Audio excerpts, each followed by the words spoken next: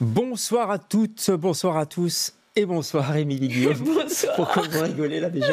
Je sais pas. C'est mon bonsoir qui vous fait rire, c'est ça? Ouais, c'est cool. J'aime Faites bien dire attention parce bonsoir. que vous avez une épée en main, c'est pour ça Ouais, que je suis dangereuse, vous hein, sentez très attention. fort. Allez, je vais me tenir un peu à carreau. On va parler du Masque de Fer Ouais. qui se joue en ce moment avec panache sur la scène du Théâtre du Parc. Avant ça, 3 petites questions si vous voulez bien.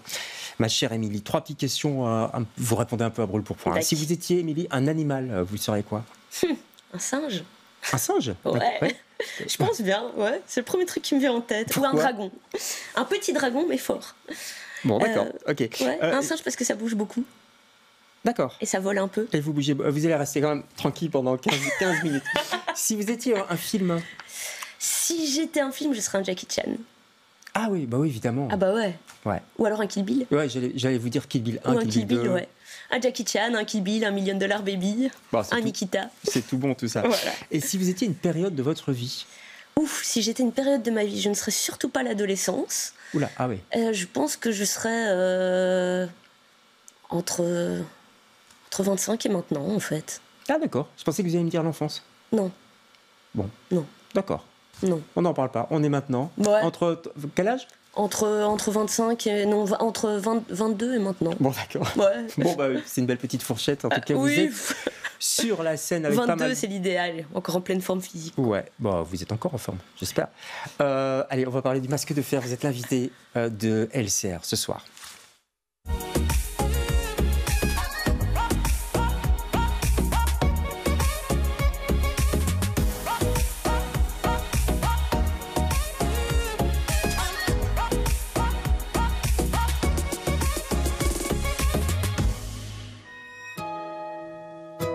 La reine t'a donné son consentement, tu me le jures? Oui, sur mon honneur. C'est bon, je suis avec vous. Mais pénétrer dans le fort sans y être invité ne sera pas chose facile. Ben, c'est 20 ans après les Mousquetaires. J'ai eu la chance déjà de monter les Mousquetaires il y a 10 ans. Et on a repris d'ailleurs certains acteurs. D'Artagnan est un peu aigri, il vit tout seul dans sa campagne profonde. Et Aramis va le tirer de sa solitude et l'entraîner dans une nouvelle aventure. Et c'est la fameuse énigme du Masque de Fer. Au niveau de la scénographie, on voulait que ce soit très jouant. Et en fait, l'inspiration, c'est les pistes de skate. Ça a la forme d'un œil aussi, par moment, parce qu'on imagine que l'ensemble de ce décor rouillé est en fait le Masque de Fer. Pour rien au monde, je n'aimerais faire partie de la liste de vos ennemis. N'est pas bien longue cette liste, seulement 4 noms. Il n'y a pas de mousquetaire sans combat. Quand vous voulez, messieurs!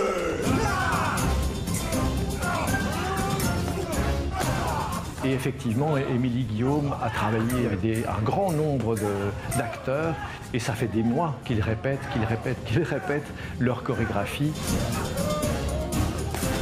Alors je pense que la nostalgie amplifie la vieillesse et qu'il faut, comme D'Artagnan, repartir à l'aventure, voilà, pour retrouver la fougue de son enfance.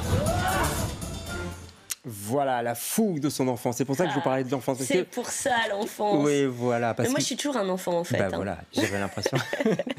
Vous savez, quand on joue dans la cour de récré, souvent on Ah disait ouais, c'était ouais. un peu les garçons qui faisaient ça, c'était Ah, moi je complètement jouais avec débile. les garçons, hein. Moi Ouais. je faisais que jouer avec les garçons. Ouais. Je faisais des combats d'épée avec les bâtons, je faisais des cabanes, je jouais au foot. Et pourquoi l'épée? Vous en avez une en main là, si vous pouvez la brandir un peu sans me couper le cou. Attention. Qu'est-ce qui vous fascine tant dans cette épée? L'épée, bah, j'ai toujours adoré les épées parce que voilà dans les films aussi bah il y a eu tous les capés d'épée quand j'étais Ouais. enfant, il y a eu tous les Belmondo, j'ai vu les 3 mousquetaires, je sais pas moi je devais avoir 8 ans et j'ai toujours rêvé de faire ça en fait. J'ai toujours rêvé de faire des capés d'épée, de me battre je crois au cinéma sur la scène et ça après je n'ai pu le réaliser que plus tard. Ouais, mais vous réalisez que c'est pas courant. Je veux dire, toutes les actrices, tous les acteurs veulent pas spécialement jouer avec des épées. Ah non, ça c'est clair. Tout le monde veut pas jouer avec des épées. Non. Mais quand j'ai appris le métier de comédienne, que j'étais à l'école, que j'étais à l'IAD, on n'arrêtait pas de me dire que j'étais trop sportive, que j'étais trop musclée, que j'étais pas là pour faire de la gymnastique, mais pour faire du théâtre. Ils sont sympas, l'IAD. À l'époque, à l'époque, c'était super. Maintenant, ils sont sympas, on va dire. Mais on avait quand même des cours d'escrime. Et du coup, je me suis dit, là-dedans, je suis douée. Avec M. Capel. Avec Jacques Capel, mon mentor. Ouais. Et donc, je me suis dit, voilà, là-dedans, je suis douée. J'ai commencé à faire de l'acrobatie, des arts martiaux en même temps. Et je me suis dit, en fait, vous savez quoi, moi, je vais aller à fond là-dedans. Je suis trop sportive, je suis trop musclée. Je vais le cultiver. Mais quelque part, vous avez pris une place qui n'était pas vraiment occupée, non, j'ai l'impression. Non, c'est vrai que en tout cas, en plus, en tant que femme, il y avait pas beaucoup de femmes là-dedans. Il y avait Jacques qui était dedans et qui m'a bien passé la transmission et tout ça, et qui m'a beaucoup aidée, quoi. Vous aimez les armes? Vous collectionnez les armes chez vous? Je sais pas, quand on rentre chez vous dans le vestibule. dans le vestibule, il y a plein d'épées. Oui, il y a plein d'armes chez moi. C'est vrai? Oui. Vraiment, d'accord. Plein. J'ai une armurerie. Mais après, non, vous rigolez? Non, c'est vrai, c'est vrai. Okay. Mais c'est toutes des armes de théâtre. Hein. Oui, bien sûr. C'est toutes des armes de démonstration. Non, je rigole pas. Et puis de temps en temps, mon amoureux les nettoie. Alors on les met toutes à sécher dans notre salon et on voit toutes nos armes. Non, je sais pas, je dois avoir... une centaine d'épées, de lances, d'armes chinoises. Alors, ce spectacle marche bien, va bien marcher, j'en suis sûr. Il y a déjà plein de réservations. Enfin, c'est fou. Il y a eu effectivement les Trois Mousquetaires. C'est pas la première fois qu'on fait du Cap et d'épée. Non, c'est clair. Ni du Alexandre Dumas, le Comte de Monte Cristo, etc. Il y a eu le film Le Comte de Monte Cristo. Ouais. Les gens aiment ça. Pourquoi, en 2025, les gens sont encore attirés par ça, à votre avis? Je pense que, spécialement voir ça sur scène et pas au cinéma, il y a un côté où ça jette des paillettes dans les yeux, ça fait vivre des émotions directes. Je pense que quelque part le public peut un peu participer à ça, et puis je pense aussi qu'il y a un truc intergénérationnel qui est chouette, et que les grands-parents qui ont vu des films de Cap et d'épée vont emmener leurs petits-enfants revivre cet univers. C'est vrai. Et c'est chouette aussi, quoi. Et puis ça fait peur peut-être au théâtre aussi, quand on est là, on entend le bruit. Ça fait vivre des émotions, ça c'est clair. Oui, c'est ça, c'est comme au cirque presque. On a hésité à condamner le premier rang, ou alors on rigolait avec Eric Destark qui joue dedans, à vendre des casques de réalité virtuelle, parce qu'il y a quand même les épées qui passent au-dessus de la tête, quoi. D'accord. Vous prévenez les gens quand même à l'entrée. Alors, Eric Destark, effectivement, il y en a plein. On ne va pas tous les citer, on les salue. Ouais. C'est formidable le travail qu'ils font. Bernard Hierlès en D'Artagnan sur le retour. Franchement, mon équipe de combattants, merci les gars. Ouais. Vous êtes incroyables. Comment on fait pour... C'est des acteurs qui sont là depuis des années, si je puis me permettre. Je vais recevoir des lettres. Mais comment on fait pour, pour leur apprendre, comme à des enfants, voilà, tu te tiens comme ça. Vous voyez, il y a eu vous avez fait plusieurs mois de répétition, je crois, de bagarre. Comment ça se passe? Expliquez-nous. On a beaucoup répété. Je pense que déjà, on parlait de l'enfance, c'est ça, il y a le plaisir. Ouais. Voilà, ils ont tous le plaisir. Il faut pouvoir s'amuser, il faut aimer ça. S'il n'y a pas, pour un spectacle pareil, quoi, je veux dire, si on n'aime pas ça, ça va être compliqué quand même. Ouais. Voilà. Mais après, c'est beaucoup d'heures de répétition. Moi, j'ai commencé à créer les répétitions avec mon partenaire, qui est mon amoureux, à créer les combats. On peut le citer, hein. Philippe Salas, donc mon amoureux qui a créé les combats avec moi. Merci aussi. On a commencé au mois de février. On a fait février, mars, avril pour créer les combats à deux. On faisait 12 rôles à deux. Ouais. Et puis en mai-juin, j'ai commencé à apprendre aux combattants. Mais ce qu'il faut savoir, c'est que c'est quand même tous des combattants qui ont déjà fait de l'escrime, avec qui j'ai déjà fait plusieurs spectacles et tout ça. Donc c'est pas des novices, quoi. Ouais. Alors, par exemple, ces acteurs-là, Eric Destark, tout ça, ils ont appris avec peut-être avec Jacques Capel, comme tous les Belges, je crois, l'escrime. Mais c'était il y a longtemps. C'était quand ils avaient 20 ans. Est-ce qu'ils retournent à la salle après pour alors ce qu'on a fait, c'est qu'on a aussi organisé des entraînements depuis le mois de janvier. Des entraînements juste pour revoir les bases d'escrime, etc. Et aussi pour que je puisse leur donner un petit programme de conditions physiques, parce que le décor donc est pentu. Mais oui. C'est comme des rampes de skate, donc il faut faire attention aux articulations et tout ça. Donc on a déjà fait des entraînements purs, sans faire les chorégraphies du spectacle, à partir du mois de janvier. Ouais.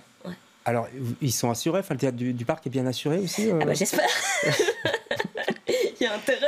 Vous avez déjà eu des accidents dans votre vie? Alors, on fait tout pour que ça n'arrive pas. Ouais. Donc, vraiment, on fait tout pour que ça n'arrive pas. Je veux dire, tous les jours, on fait des raccords combats. Donc, pendant 1 heure et demie, on est en train de revoir tous les combats qu'on va faire le soir, tous les jours. Ah ouais, d'accord. Tous les jours. Ouais. Et on essaye de le faire une fois lentement, une fois à bonne vitesse, même si dans ce spectacle-ci, comme il y en a une très grande quantité, c'est compliqué pour la fatigue. Donc on fait tout pour que ça n'arrive pas, on fait vraiment gaffe à la sécurité. Après voilà, il y a plus d'accidents, c'est toujours ce que je dis quand disant un texte, quand déclamant un texte. Et oui, il y a déjà eu des bobos, il y en a beaucoup, on a tous des tendinites aux épaules, aux poignets. D'accord, donc il y a un kiné pas loin. Voilà, il y a un kiné qui vient 2 fois par semaine. Ah oui, je disais ça pour rire, mais en fait, oui, il y a un kiné dans les coulisses. Il y a un kiné qui vient 2 fois par semaine, parce que c'est vrai qu'il y a des bobos, quoi. Ah ouais, wow. Et les douleurs musculaires, quoi. Enfin, rien que ça.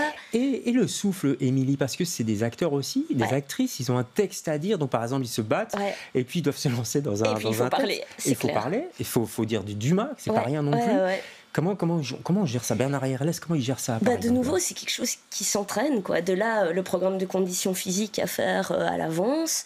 Et puis aussi, ce qui est important... Enfin voilà, là, ils jouent quand même des mousquetaires, donc ils jouent des combattants. Donc ça sert à rien de masquer le fait qu'il faille respirer et qu'on est fatigué après un combat. Donc il faut aussi l'assumer, quitte à mettre des trous dans sa phrase parce qu'on est en train de respirer. Bien sûr, quoi. En plus, ils jouent, parce que c'est les 3 mousquetaires 20 ans après, Thierry de Gaulle l'a expliqué. C'est ça. Donc ils jouent des mousquetaires sur le retour quand même. Donc, exactement. S'ils sont un peu essoufflés, c'est moins grave, non? C'est moins grave, et puis aussi on en joue dans les chorégraphies de combat, donc au fur et à mesure ils retrouvent un peu de leur forme, etc. quoi. Au début ils aiment bien boire un verre, ils aiment bien manger un bout, et puis voilà, petit à petit ils deviennent de plus en plus forts. Quoi. Vous avez souri pendant toute l'interview. Non mais c'est bien parce que j'ai l'impression que voilà, c'est une passion, vous êtes dedans à fond. Ah oui, j'adore ça. Et nous... J'adore me battre mais pour du faux. D'accord, et ça se partage, je veux dire, ça se communique. Ah super. On va aller vous voir sur scène, ça s'appelle Le Masque de Fer, on croit connaître cette histoire, mais allez-y parce qu'elle est redécouverte par Thierry Debroux évidemment, par le décor dont on a parlé, puis tous ces acteurs formidables. J'ai pas le temps de tous les citer, mais ils sont tous là. Ouais. Et on les salue, acteurs et actrices, bien sûr. Merci, Émilie. Merci beaucoup. À bientôt. Je rappelle que vous donnez des cours aussi oui, je donne cours à l'IAD aussi. Et il y a mes petits stagiaires qui sont sur scène avec nous. Et heureusement que je les ai eus parce qu'ils se sont battus, mais magnifiquement bien. Ils sont super motivés. Et ils sont pas petits, ils sont tous plus grands que moi. Oui, mais c'est pas si petits, ils savent pas porter l'épée. C'est mes petits quand même. En bois, quoi. Non. Merci, Émilie. Merci. À bientôt. On se retrouve demain avec d'autres invités. Bonsoir.